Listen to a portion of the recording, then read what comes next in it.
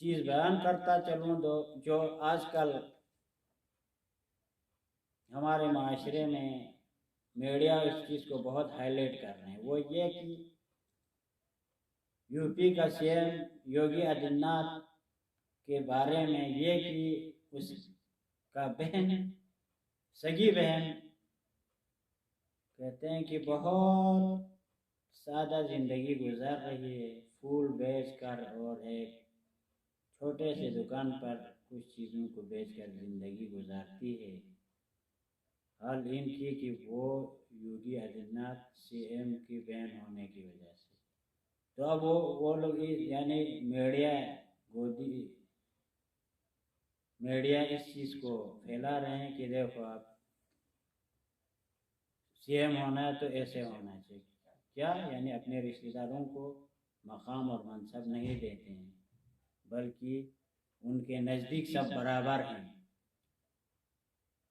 और उसकी बहन योगी की बहन होने के बावजूद मुख्तसर ज़िंदगी गुजार रही है। अब इस चीज़ को बहुत से लोग हाईलाइट कर रहे हैं मीडिया के ज़रिए, लेकिन हम बेनवान मुसलमान मुनसिफ ये नहीं कहते हैं कि ये मसला अगर वो सही सादी ज़िंदगी गुजार रही तो अच्छी बात है, चल एक अच्छी बात है, लेकिन ये एक सतही नगर, एक ज़ाहिर बीन और महदूद सोच होने के अलामत है।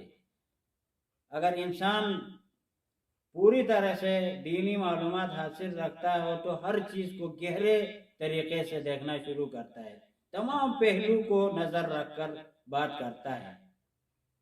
अब ये उसका एक पहलू है, अगर सही हो तो एक पहलू है, चलो ठीक है, लेकिन उसने जो दूसरे मजालिम जो ढाए हुए हैं मुसलमानों पे, वो सब कहाँ, क्या होगा उनका? वो अच्छा इंसान है तो क्यों ये सब जुल्म कर रहा है? ये गोदी मीडिया की बात नहीं, बल्कि बाद मुसलमान भी इस पर रिएक्शन कर रहे हैं और इस चीज़ को बहुत पसंद करके इसको हाईलाइट करने की कोशिश कर रहे हैं। जैसे कि कुछ यूट्यूबर है पाकिस्तान के, कुछ एक फैमिली मुसलमान इस पर रिएक्शन कर रहे हैं और उसका इन्वान ये रखा है कि meet the sister of CM Yogi who sell flowers. तो जैसे कि आपको इसका तर्जुमा करने की तो ज़रूरत नहीं, आप लोग बेहतर जानते हैं इंग्लिश। के पौड़ी गढ़वाल से श्रेया बहुगुणा के साथ एबीपी न्यूज रिपोर्ट। आप जी, वीडियो तो हो गई है यहाँ पे ख़त्म और मैं देख के हैरान रह गए। मैं खुद हैरान हूँ यार, क्योंकि हमने असल में ऐसा कल्चर देखा नहीं है ना।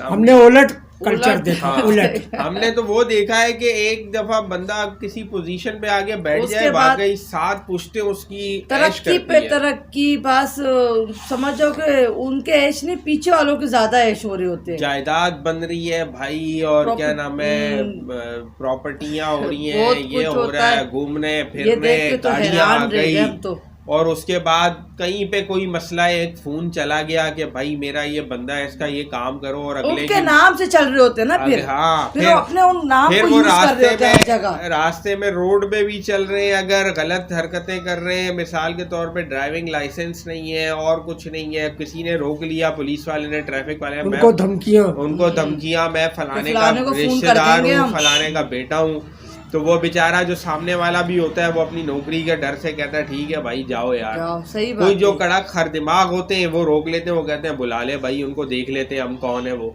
तो कुछ ईमानदार जो होते हैं वो नहीं डरते हैं, लेकिन जो खुद लालची बेईमान किस्म के लोग होते हैं वो डर जाते हैं। पर ये वीडियो देख के तो बिल्कुल मतलब के बहुत अच्छा लगा। एक हमने इस तरह वीडियो देखी थी पीएम मोदी की फैमिली के हवाले से कि उनकी फैमिली भी इसी तरह बिल्कुल सिंपल लाइफ जी रही है, और आज जो है ये सीएम योगी जी की जो सिस्टर हैं उनकी हमने ये देख ली, और मैं तो मतलब शौक हूँ यार। मतलब इमेजिन ही नहीं कर सकता ना बंदा कि एक बंदा सीएम बना हुआ है या पीएम बना हुआ, उसकी फैमिली इतनी सिंपल लाइफ। अच्छा सिंपल को तो छोड़ो, एक गुमनाम लाइफ गुजारे, किसी को पता ही नहीं कि है किसकी बहन। ये सबसे ज्यादा शॉकिंग है कि किसी को पता ही नहीं है।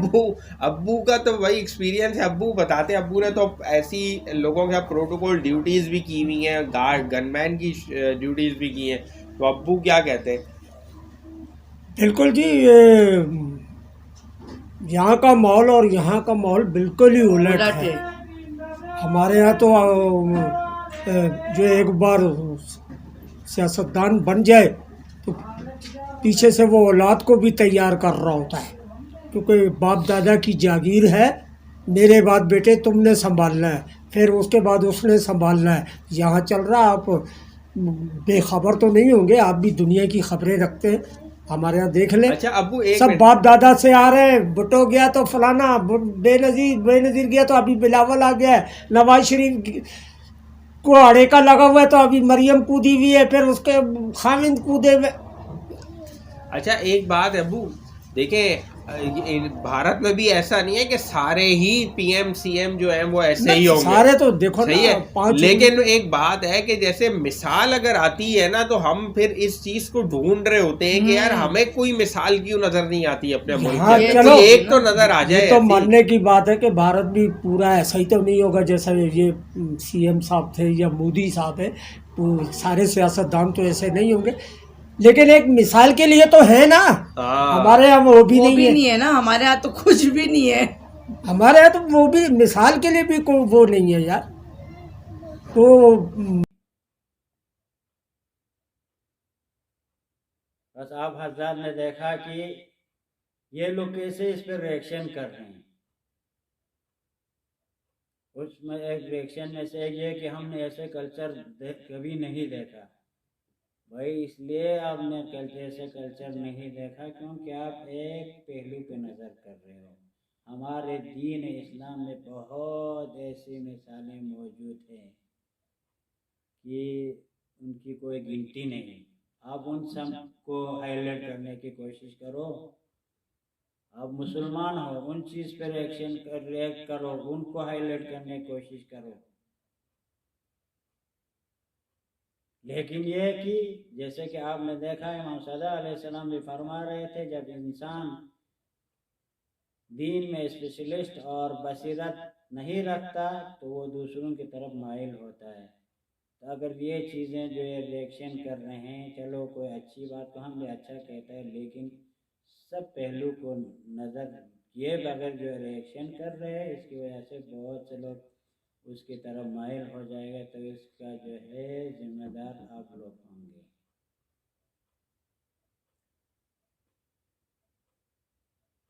और जैसे आप जानते हैं वसीम रिजवी के बारे में, क्योंकि उसको भी एक सही मालूमात था दीन के बारे में, कुछ चीज़ों को जानता था, तो नऊज़ुबिल्लाह उसने कुरान में से 26 आयतों को डिलीट करने की बात की और इस्लाम को बदनाम करने की मुख्तलिफ कोशिश किया। और क्या कहा कि किसी और एक धर्म को अख्तियार किया, सनातन धर्म कहते हैं, क्या कहते हैं उसको अख्तियार किया, क्या कहते हैं वो ये कि ये धर्म सबसे बेहतर है, पीसफुल है, इसमें हिंसा नहीं और दहशतगर्दी को बढ़ावा नहीं देता और सुलह सफा का ये धर्म है।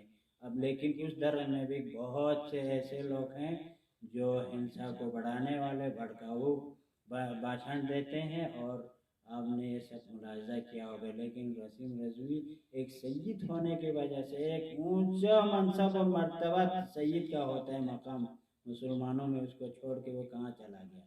वो इसलिए कि उसको एक सच्ची मालूमात था दीन के बारे में।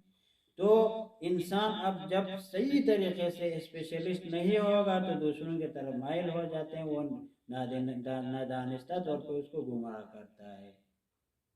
तो हम सब को ज़रूरी है कि मात पर अक़ीदा रखने के लिए दीन शिनास हो जाए। जो इंसान अगर दीन शिनास और दीन में स्पेशलिस्ट हो जाता है तो वो मात पर अक़ीदा उसको होना शुरू होता है और यकीन हासिल होता है मात पर। तो इंसान पर यकीन जब हासिल होगा तो उसका सोच एक तरक्की और एक उरूज पर पहुंच जाता है और तमाम मानवी लिहाज से वो तरक्की करता आगे आगे चला जाता है। इसलिए हम सब दुआ करते खुदावंद तबारक व तआला हम सबको बसीरत दीनी और दीन में स्पेशलिस्ट और सही मालूमात हासिल करने की तौफीक हासिल हो जाए। वस्सलामु अलैकुम व रहमतुल्लाहि व बरकातुहू।